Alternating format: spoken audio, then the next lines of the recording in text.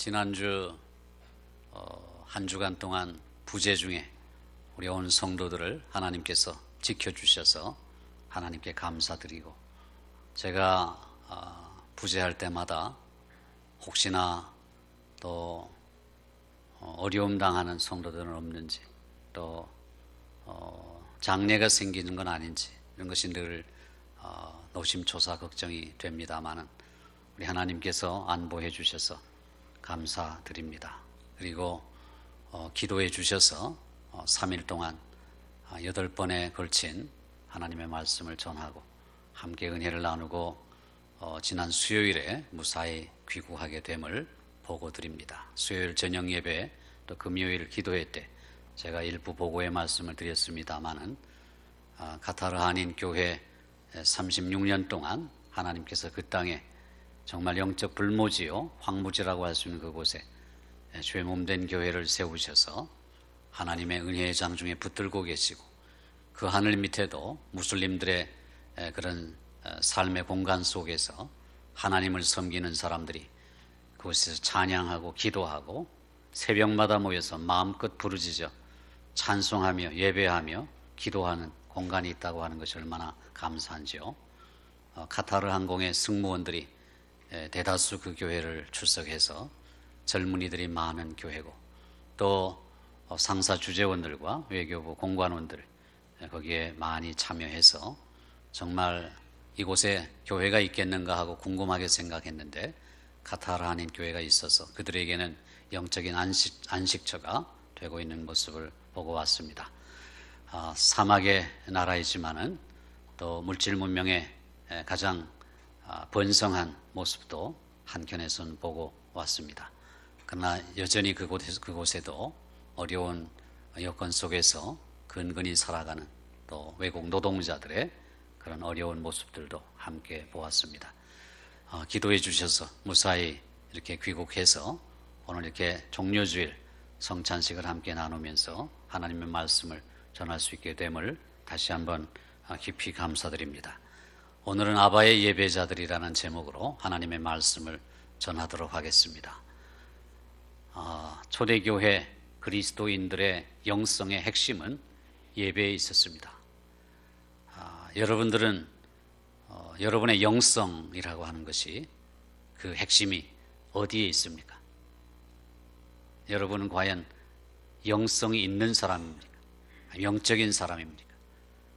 여러분의 영성의 근원은 무엇입니까? 초대교회 성도들은 예배하는 삶에 있었습니다.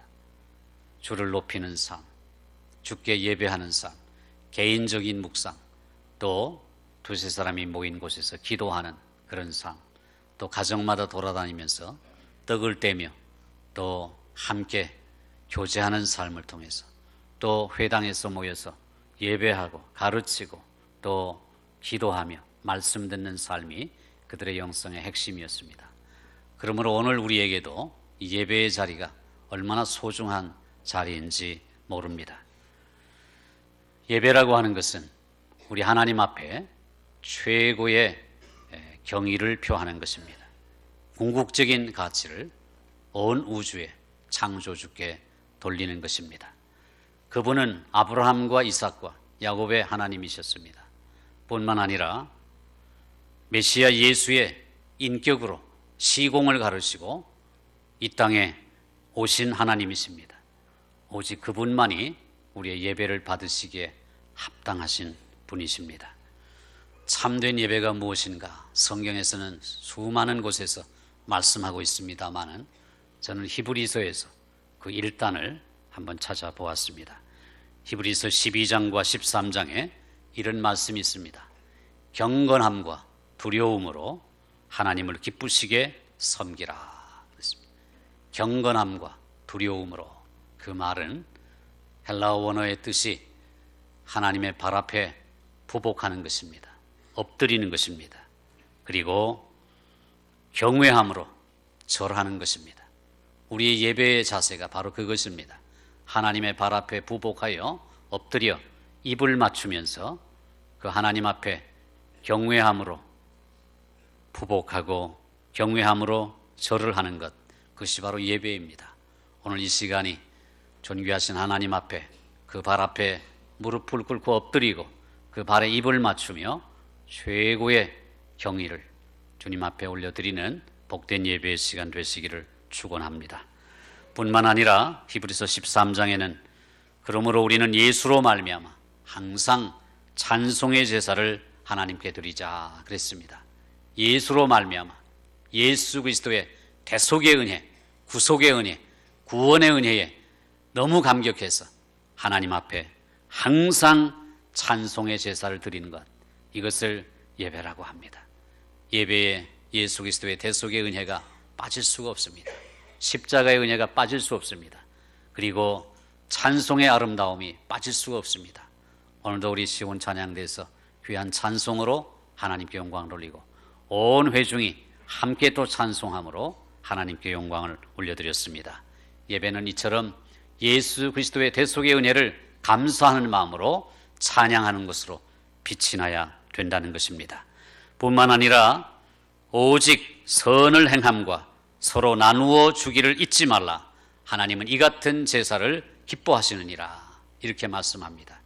이것은 무슨 말씀이냐 하면 이렇게 예배당 안에서 예배하는 시간에만 예배하는 것이 아니라 우리의 실제 삶 속에서 구체적인 선을 행함으로 또 서로 나누어 줌으로 삶을 통해서 예배할 것을 히브리서가 우리에게 가르쳐 주고 있습니다.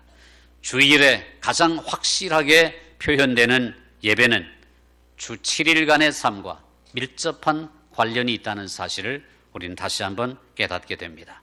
그래서 옛 격언에 노동이 곧 기도다라는 말이 있습니다. 라틴어로 laborare est orare 이런 말입니다. laborare란 말은 labor, 노동이란 말이고 orare라는 말이 prayer, 기도라는 말입니다. 그래서 노동이 곧 기도다. 이 말씀은 바로 예배와 삶이 뗄래야 뗄 수 없는 불가분의 관계에 있음을 우리에게 가르쳐 줍니다.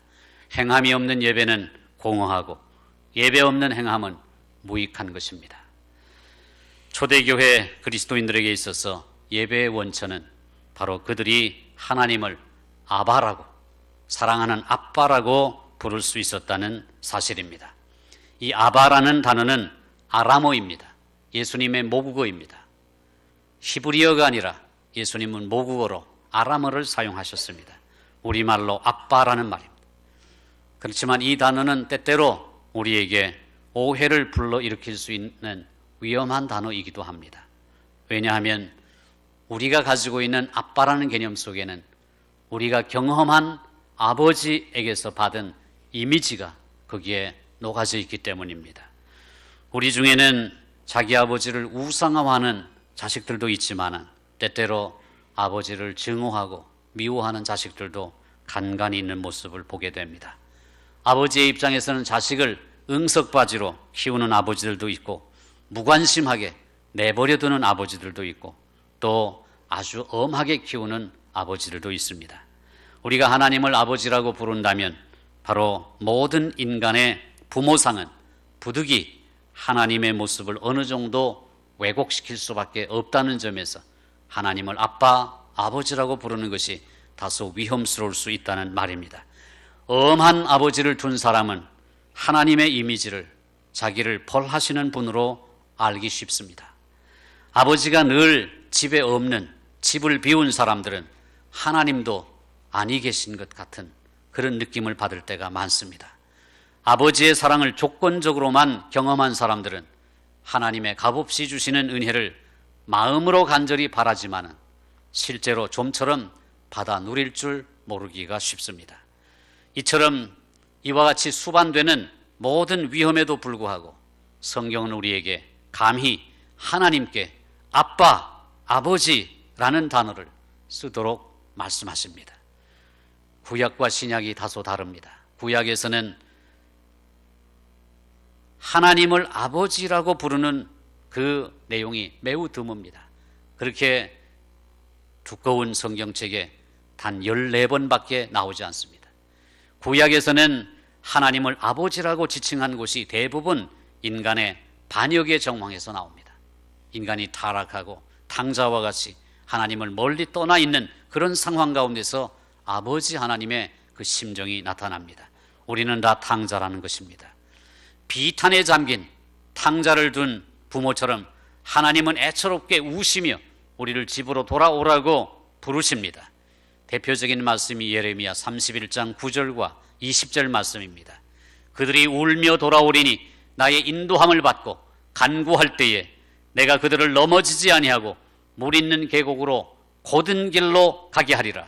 나는 이스라엘의 아버지요 에브라임은 나의 장자니라. 에브라임은 나의 사랑하는 아들 기뻐하는 자식이 아니냐. 내가 그를 책망하여 말할 때마다 깊이 생각하노라.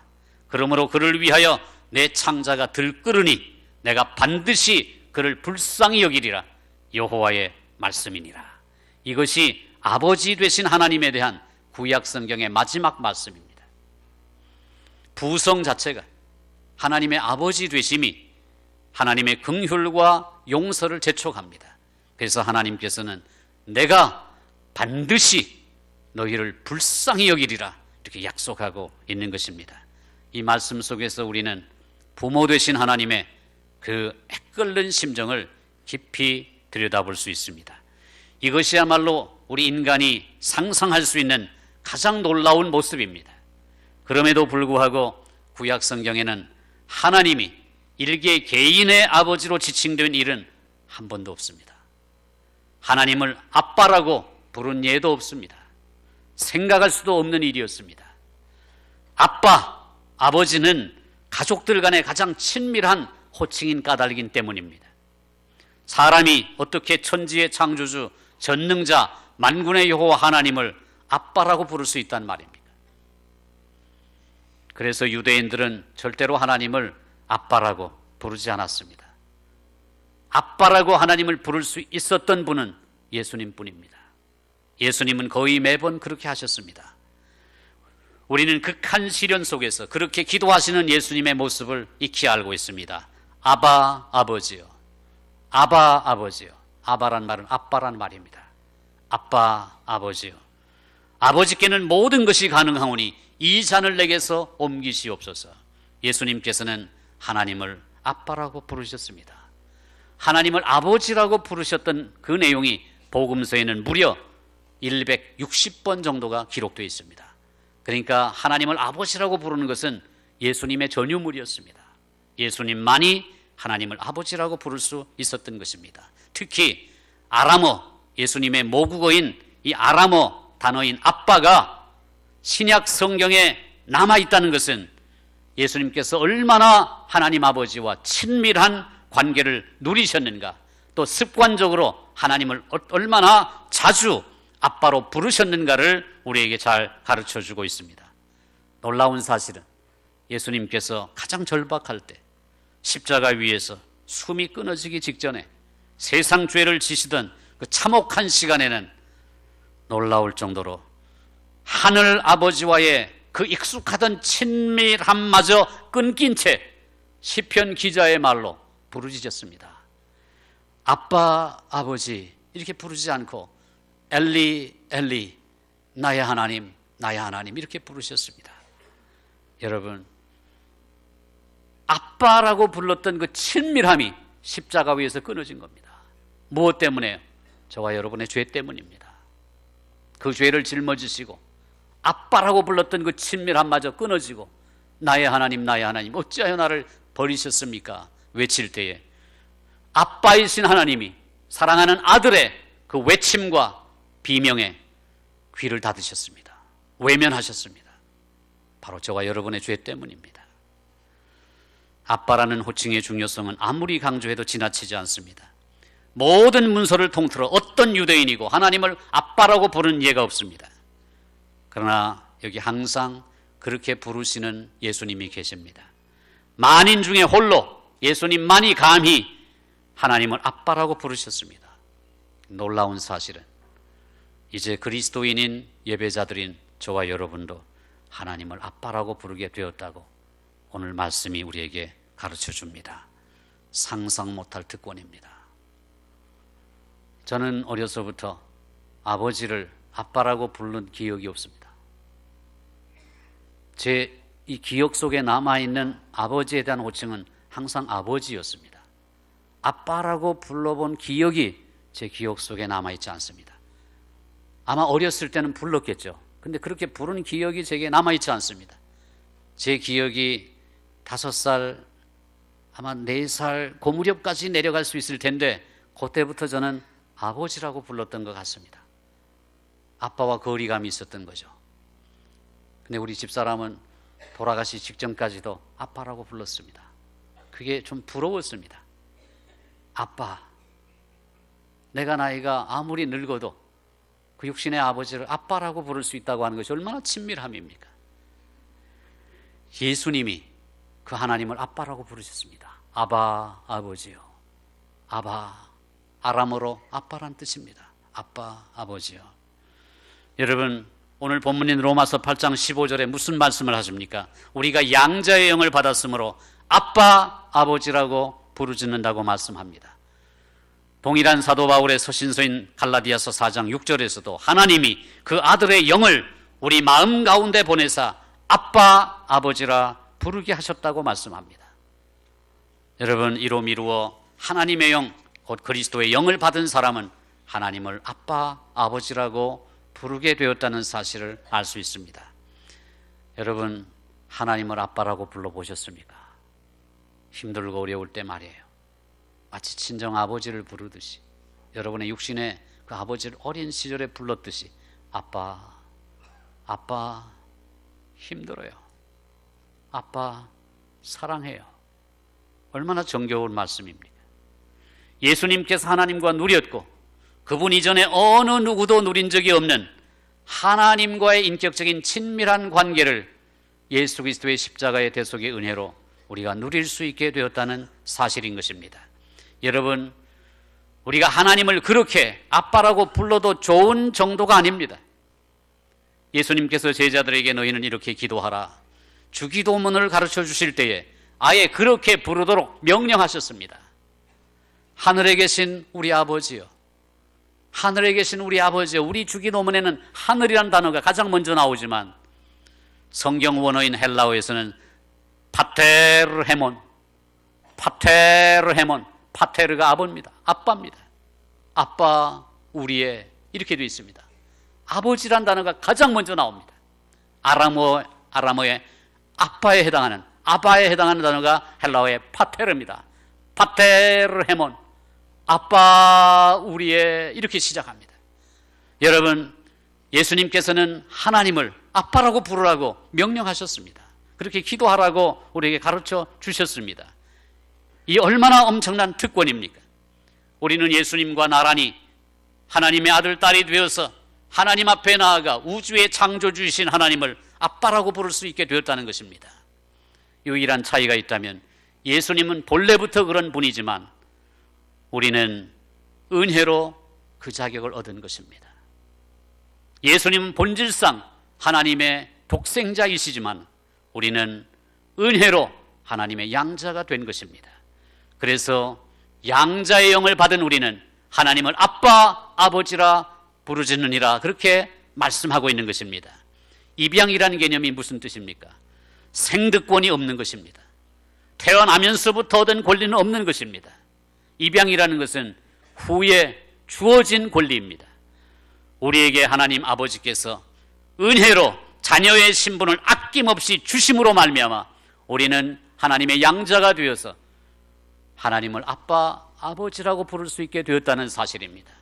오늘 우리로 하여금 하나님을 아빠라고 그렇게 부를 수 있도록 은혜 주신 하나님 앞에 감사하시는 저와 여러분이 될 수 있기를 축원합니다. 어려울 때마다 이 단어를 기억하시기 바랍니다. 아빠, 아버지. 이 아바라는 단어는 우리를 복음의 심장으로 데려가 줍니다.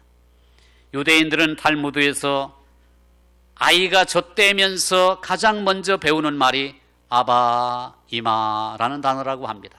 아바라는 말은 아빠라는 말이에요. 이마라는 말은 엄마라는 말입니다. 우리말도 마찬가지 아닙니까? 아이들이 젖대면서 가장 먼저 배우는 단어가 엄마, 아빠입니다.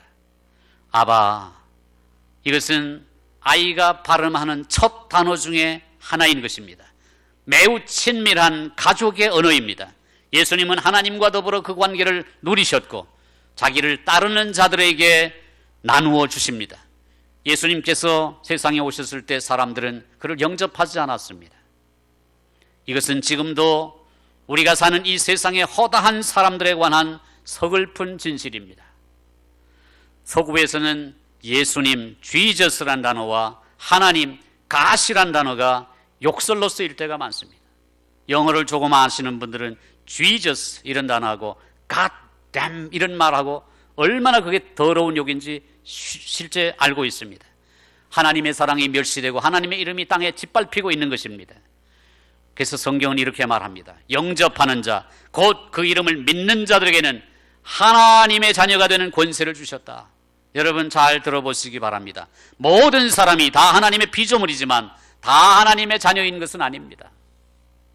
하나님의 자녀는 혈통으로나 육정으로나 사람의 뜻으로 나지 아니하고 오직 하나님께로부터 난 자들이라고 말씀합니다. 인간의 혈통과 인간의 수고와 인간의 중재로 할 수 없다는 것입니다. 그것은 오직 하나님께서 하시는 것입니다. 하나님은 예수님을 구주로 영접하는 자들에게는 하나님의 자녀로 삼아 주셔서 하나님 자신을 아빠라고 부를 수 있게 하셨다는 것입니다. 예배자들에게 보장된 이런 하나님과의 친밀함은 이 세상 어느 종교에서도 찾아볼 수 없습니다. 하나님과 우리의 관계가 엄마 품이나 아빠 무릎처럼 포근하고 안심이 되는 그런 관계는 세상 어느 종교에서도 찾을 수 없습니다. 예수님께서는 제자들에게 주기도문을 가르쳐 주실 때에 사실상 과감하게 이렇게 말씀해 주신 것이나 다름이 없습니다. 나 이전에 누구도 불러보지 못한 방식으로 하나님을 부르는 특권을 내가 너희에게 준다. 기도할 때에 하나님을 아빠로 부를 수 있는 특권을 너희에게 주노라. 이렇게 말씀하신 것입니다. 하늘에 계신 우리 아버지요, 하늘에 계신 우리 아빠요, 그런 말입니다. 헬라어를 쓰던 초대교회 공동체의 기도 언어 속에 꽉 박혀 있었던, 고정되어 있었던 외래어 아람어 단어인 아빠, 그들은 그 말을 크게 기뻐했습니다. 그리스도인들이 예배하는 이 하나님은 지어낸 존재도 아니요 부주하신 허구도 아닙니다. 너무 바빠 신경 쓰실 겨를 없는 분도 아니고 우리가 두려워할 대상도 아닙니다. 우리의 귀에, 우리의 기도에 귀를 막으시는 분도 아닙니다. 그분은 우리의 사랑하는 아빠입니다. 이 짤막한 아빠라는 단어가 그래서 우리를 복음의 심장으로 인도한다는 것입니다. 그것은 예수님께서 하나님과 맺으신 아들로서의 독특한 관계를 우리에게 보여줍니다. 그것은 예수님과 하나님과의 비할 데 없는 친밀함을 우리에게 가르쳐 줍니다. 그리고 그것은 자기를 따르는 자들을 동일한 관계로 이끌어 들이시는 예수님의 권위를 우리에게 계시해 주는 단어인 것입니다. 우리는 다시 두려움과 도덕적 굴레로 끌어가는 종의 영을 받지 않았습니다. 대신 우리는 예수의 영, 우리를 하나님의 자녀 삼으신 그 영을 받은 것입니다. 우리 안에 계신 그 성령에 힘입어 하나님의 가족이 된 우리는 아기가 되어 하나님을 아빠, 아버지라고 부를 수 있게 됩니다. 그렇게 성령은 우리가 진정 하나님의 자녀임을 우리 영으로 더불어 증거하십니다. 자녀라는 말은 상속자란 말입니다. 그리고 그리스도와 함께한 상속자입니다. 그리스도와 나란히 우리는 천국의 기업을 유업으로 받은 상속자인 것입니다. 물론 우리는 주님과 함께 고난도 받게 될 것입니다. 그러나 그와 똑같이 확실하게 우리는 주님과 함께 다스릴 것이며 주님의 영광에 참여하게 될 것입니다. 이것이 바로 오늘 본문에서 사도 바울이 가장 뜨겁고 진솔하게 외친 진의입니다. 우리가 그리스도인일진데 그것이 우리의 신분입니다. 바로 하나님 아버지 집안의 자녀인 것입니다. 아바, 아빠, 그것이 우리의 당당한 부르짖음입니다. 아빠는 하나님께서 과거에 우리를 자녀 삼으셨다는 입양의 사건을 웅변적으로 증언해 줍니다. 아빠는 지금 현재 아빠와 자녀 사이의 친밀한 관계를 웅변적으로 증거해 줍니다. 이 아빠는 하나님의 자녀로서의 우리의 미래에 대한 확실한 보증입니다. 우리의 하늘 아빠이신 하나님께서 과거에 우리를 하나님의 자녀로 삼아주셨고 지금 현재도 우리의 가장 친밀한 사랑하는 아빠가 되어서 우리와 늘 함께 하시며 앞으로도 하나님의 상속자로 복 주실 것에 대한 확실한 보증인 것입니다. 그러니 이 얼마나 위대한 특권입니까? 얼마나 아름다운 은혜입니까? 사랑하는 성도 여러분, 오늘 이 시간 이후에 아바의 예배자, 아빠를 예배하는 그 진실된 아이의 심정을 가지고 주님을 예배하는 이 특권을 주신 하나님을 찬양하시기를 주의 이름으로 축원합니다. 이 확신이 우리의 모든 예배, 우리의 모든 기도와 고백, 모든 경배와 섬김의 기초가 된다는 사실을 기억하시기 바랍니다. 어떤 피조물도 어떤 환경도 우리의 이 귀중한 신분을 빼앗아갈 수가 없습니다. 오늘 본문과 같은 맥락에 로마서 8장 말미에서 사도 바울은 이렇게 말을 이어갑니다. 내가 확신하노니 사망이나 생명이나 천사들이나 권세자들이나 현재일이나 장래일이나 높음이나 능력이나 기품이나 다른 어떤 피조물이라도 우리를 우리 주 그리스도 예수 안에 있는 하나님의 사랑에서 끊을 수 없으리라. 아멘. 오늘은 주님께서 십자가를 지시기 위해서 예루살렘에 입성한 종려주일입니다. 주님이 걸어가신 십자가의 길을 묵상하며 성찬식에 참여하게 됩니다. 주님의 십자가를 통해서 주신 특권인 하나님을 아빠, 아버지라고 부를 수 있는 은혜를 주신 하나님께 다시 한번 감사드리며 하늘아빠 아버지께 영광 돌리시는 저와 여러분 되시기를 주님의 이름으로 축원합니다. 이 시간 시온 찬양대에서 아바 아버지 찬양해 주시겠습니다. 가사를 음미하시기 바랍니다.